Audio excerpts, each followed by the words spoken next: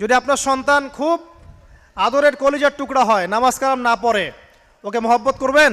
ছোটবেলা থেকে নামাজের ট্রেনিং দিবেন। 10 বছর বয়স হয়ে গেছে, নামাজ পড়ে না, নবী করিম সাল্লাল্লাহু আলাইহি সাল্লাম বলেছেন তাকে পিটাইতে হবে।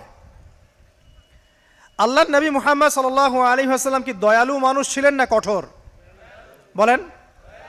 সেই দয়ালু মানুষটা তিনি বলছেন 7 বছর বয়সে সন্তানকে নামাজের আদেশ করবে, আর 10 বছর হয়ে গেছে নামাজ পড়ে না, ওকে পিটাবে। নবী করিম সাল্লাল্লাহু আলাইহি ওয়াসাল্লাম কি এখানে কঠোর হয়ে গেলেন? কেন এত তাকিদটা কেন? কারণ আল্লাহর নবী সাল্লাল্লাহু আলাইহি ওয়াসাল্লাম বলেছেন, মান তারাকা সালাতা মুতাআম্মিদান ফাকাদ কাফার। কেউ যদি ইচ্ছাকৃতভাবে নামাজটা ছেড়ে দেয় বা নামাজ অস্বীকার করে, সে ব্যক্তি কুফরি করলো। কি করলো? কুফরি করলে কেউ মুমিন থাকে? আচ্ছা, এখন দেখেন পরিস্থিতি, দেখেন মুসলিমদের মধ্য থেকে ব্যক্তি জীবন